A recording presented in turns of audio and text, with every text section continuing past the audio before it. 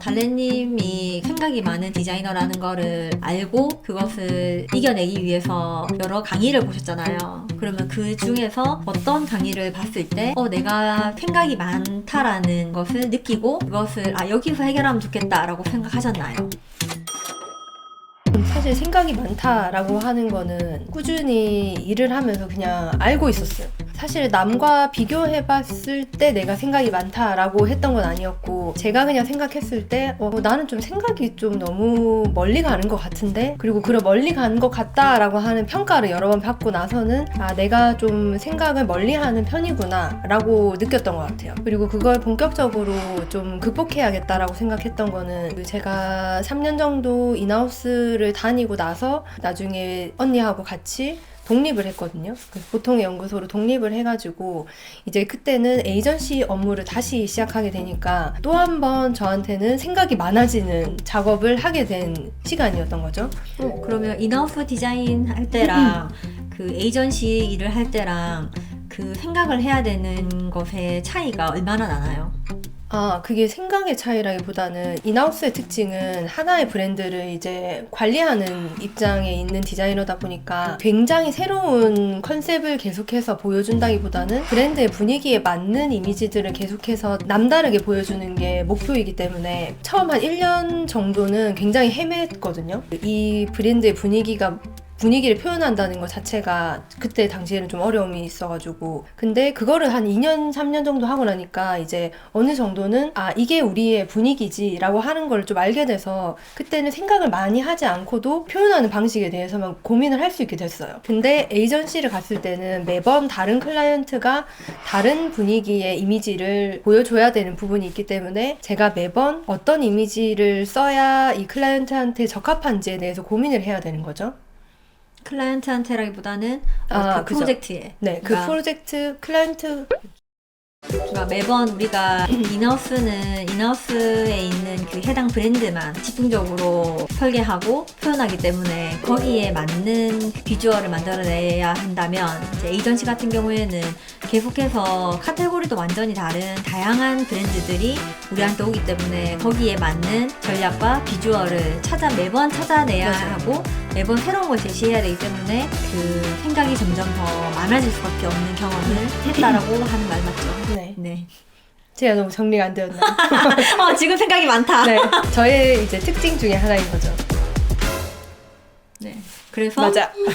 그래서 그래, 맞아. 네. 그래서 달래님이 이렇게 펼쳐놓으면 그 중에서 제가 요렇게 보고 있다가 요거 골라서 클라이언트한테 정리해서 가져가는 일을 제가 하고 있습니다. 그 달래님은 인하우스 디자인이랑 에이전시 일을 할 때에 그런 차이점이 있었고, 그래서 그럼 에이전시 일을 하면서 그 많아진 생각을 정리해서 빨리빨리 제 시간 안에 일을 해내기 위해서 강의를 들으셨던 건가요?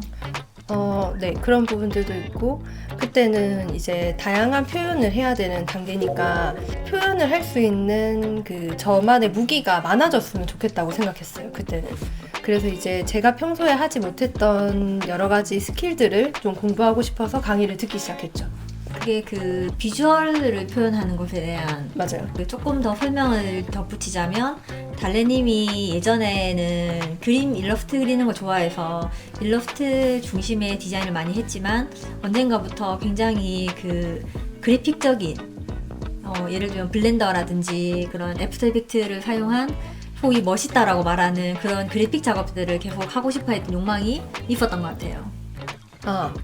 블렌더는 훨씬 더 뒤에 그런 것 같고, 그때는 그 에이전시 일을 할 때도 굉장히 깔끔하고 사진을 쓰는 이제 작업들을 주로 많이 했고, 거의 편집 디자인에 가까운 이제 레이아웃을 조금 독특하게 잡아서 하는 것들을 많이 했었고, 그거 말고는 제가 일러스트레이션을 그리는 걸 좋아했기 때문에 일러스트레이션이 들어가 있는 포스터들을 대부분 작업을 했던 것 같아요.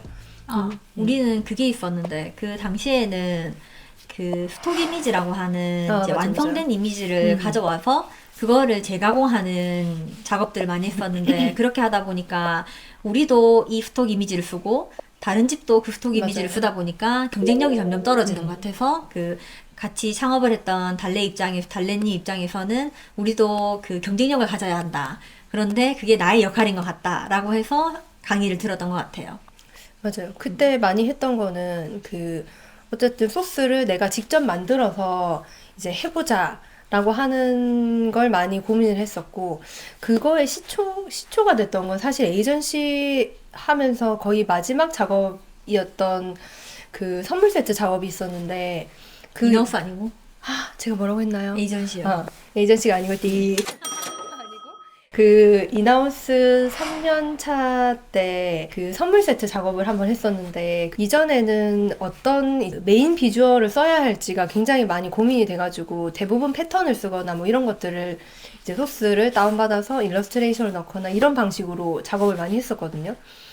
그 컬러로 패턴을 까는 방식으로 했는데, 그때는 조금 생각을 다르게 해보고 싶었어요. 이게 뭔가 이 선물 세트만의 뭔가의 그래픽이 있으면 좋겠다라고 해서, 그 당시에 그런 문화재청인지 정확히 기억이 안 나는데, 거기에 그 전통 문양 같은 것들을 일러스트 소스로 제공해주는 그 국가에서 운영하는 사이트가 있었거든요.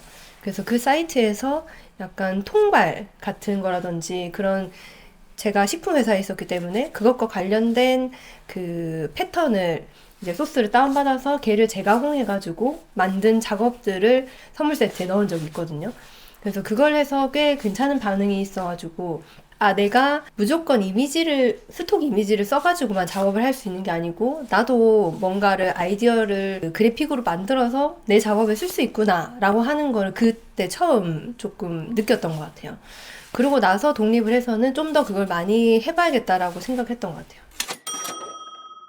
그래서 나의 생각을 디자이너로 잘 표현하기 위해서 찾은 나만의 노하우는 어떤 네. 부분인가요? 저만의 노하우는, 인스타툰 그러니까- 기준으로 얘기해주세요.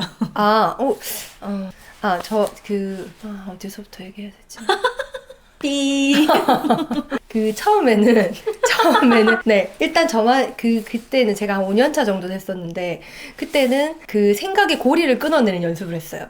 그래서 그 당시에 많이 했던 거는, 지금 툴 강의 같은 것들이 많듯이 그래픽 툴을 가르쳐주는, 그 소스를 만드는 걸 가르쳐주는 강의를 많이 들었고, 그리고 걔를 내 디자인에서는 어떤 부분에서 표현할 수 있을까를 이제 많이 고민을 했었어요. 예전에는 이 프로젝트의 의미에 대해서 훨씬 많이 생각을 했다면, 그때는 프로젝트의 의미는 단순하고 짧게 생각하고, 이걸 표현하는 데 있어서 더 많은 고민을 하자라고 마음먹었던 것 같아요. 그리고 그게 첫 번째 노하우였고, 그렇게 시간이 조금 흐르고 나니까 이 그래픽 소스는 왜 이 프로젝트에 잘 맞고, 이 그래픽 소스는 왜 이게 잘 맞을까, 이거에 대한 고민이 많이 있었던 것 같거든요. 그래서 그때 생각하게 됐던 건, 시각 언어라고 하는 게 중요한 거구나. 그래서 시각 언어가 도대체 뭘까라는 고민을 했었는데, 결국에 이것도 언어구나 라는 생각을 하게 됐어요. 그래서 그때 들었던 강의가, 이거 얘기해도 되는, 내돈내산 강의. 그치. 네, 내돈내산 강의였는데, 콜로소에 있는 최병록 디자이너님의 형태에서 그래픽으로 였나? 제목이 정확하게 기억이 안 나요. 제가 잠시만요. 네, 아무튼 그 강의를 듣고 나서, 내가 머릿속에 그리고 있던 어떤 이미지를 어떻게 시각 언어로 치환하는지를 그 강의를 듣고 알게 됐어요. 그게 저한테는 굉장히 많이 도움이 됐죠. 그래서 거기서 얻었던 핵심 메시지가 뭔가요?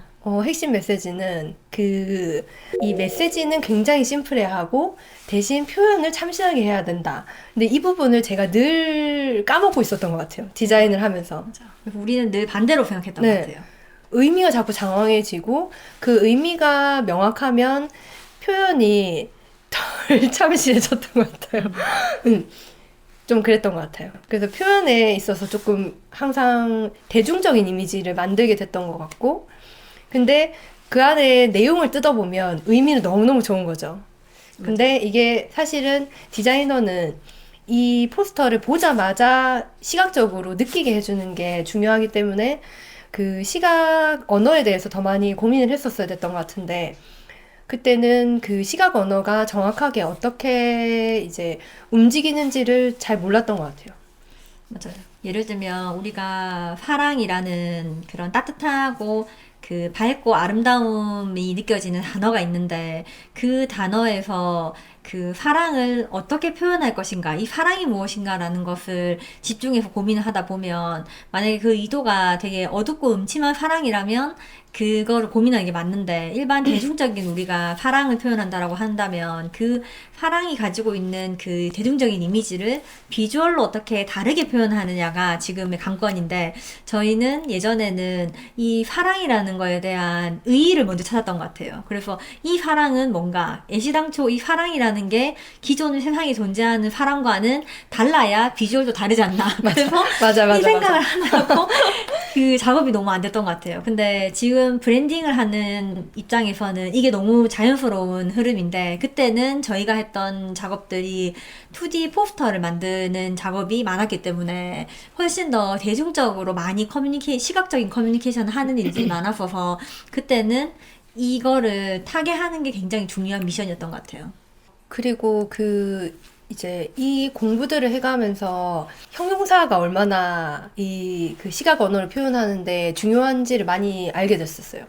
그래서 아까 얘기했던 것처럼 사랑이라고 하면 이게 그 이전에는 자꾸 이걸 명사라든지 뭔가 다른 단어들을 계속 쓰려고 했던 것 같아요. 그래서 어떤 사랑, 어떤 사랑도 형용사가 될 수 있는데 그게 이미지로 표현되는 형용사가 아니고 굉장히 추상적인 그 단어를 끌고 와서 걔를 이제 이미지로 가져가려고 하니까 자꾸 구체적인 이미지를 찾으려고 하다 보니 뭔가 사람이 등장하기도 하고 그걸 정확하게 보여줄 수 있는 어떤 일러스트레이션을 쓰기도 하고 그렇게 하니까 이미지는 계속해서 평범해지고 근데 설명을 들어보면 굉장히 따뜻하고 좋은 의미가 있어요. 맞아요. 예를 들면 뭐 동그라미가 여러 개 있는 이미지에 이 동그라미는 우주를 상징하고 이 동그라미는 생명을 상징하고 예를 들면 이런 포스터.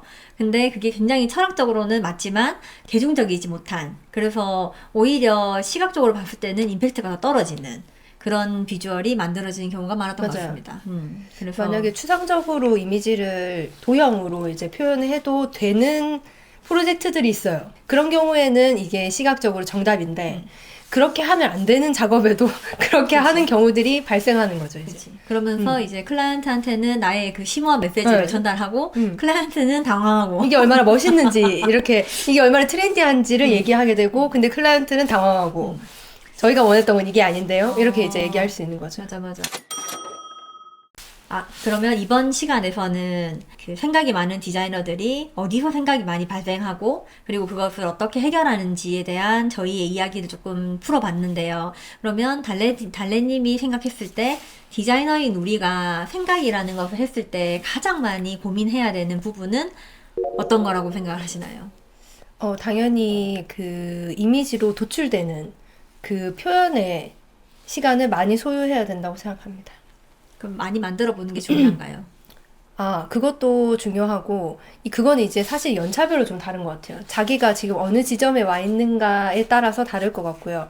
내가 생각하고 있는 이미지를 그래도 굉장히 뭐 참신하게까지는 아니더라도 정답에 좀 가깝게 표현할 수 있는 정도의 능력이 된다라고 하면 이제 공부가 달라져야 될 것 같고, 그 이전이라면 이제 표현 방법을 먼저 연구하시고 근데 그걸 하다 보면 분명히 이거는 어떤 분위기가 나고 이거는 어떤 느낌이고가 스스로가 분류가 되실 거예요. 그래서 그 분류했던 것들 중에 이제 내가 레퍼런스를 보면서 충분히 조합할 수 있는 단계가 오기 때문에 무슨 공부를 잠깐만요. 지문이 뭐였죠? 그러면 달래님이 이제 보셨을 때 생각이 많은 디자이너들이 정말 깊이 고민해야 되는 건 사실은 메시지가 아니라 내가 어떻게 이것을 다르게 표현할 것인가 라는 거죠. 맞아요. 근데 제가 추천해 드리고 싶은 공부는 분명 레퍼런스를 굉장히 많이 보실 텐데 각자의 레퍼런스가 어떤 형용사와 대치되는지 그걸 연습해 보시면 좋을 것 같아요. 그래서 예를 들면 이건 굉장히 심플한데 담백한 느낌이다. 혹은 심플한데 화려하다. 이거 좀 잘못된 거긴 한데 근데 네, 너무 어렵네요. 이거는 다음 편에 네네. 가지고 오겠습니다. 근데 제가 언젠가 꼭 말씀드리고 싶은 거예요. 이게 시각 언어라고 하는 거 굉장히 중요합니다. 네, 그러면 네. 한 3달쯤 뒤에 그 시각 언어에 네네. 대한 이야기를 꼭 해드리고 해보도록, 싶습니다. 네, 하겠습니다. 네. 네. 우선은 레퍼런스를 많이 보시고 그 나만의 이제 표현력에 좀 더 집중하셔가지고 그 무기를 많이 만들어 놓으세요. 저는 이번 편을 통해서 내가 생각이 많다라는 거에 대해서 자책을 하거나 내가 생각이 많아서 클라이언트나 파트너 다른 사람들과의 그 생각의 싱크가 맞지 않는다고 해서 그거에 대해서 너무 자기 자신을 자책하기보다는 책을 보거나 강의를 듣거나 혹은 저희 1인자의 그 댓글을 남겨주셔서 해소를 하시거나 하는 방법을 찾아보시는 것을 꼭 말씀드리고 싶었어요. 그러면 다음 편에서는 많이 본다고 디자인이 늘까? 라는 주제로 디자이너의 인풋과 아웃풋에 대한 이야기를 다뤄보도록 하겠습니다. 더 궁금하신 거는 저희 그 채널에 댓글을 남겨주시거나 제 인스타그램 DM을 보내주시면 네, 친절하게 답변을 드리도록 하겠습니다. 네, 저희의 그 첫 번째 그 콘텐츠, 아직 이름을 정하지 못한 저희의 그 콘텐츠를 시청해 주셔서 감사합니다. 그러면 다음번에 또 좋은 인사이트를 가지고 찾아올게요. 감사합니다.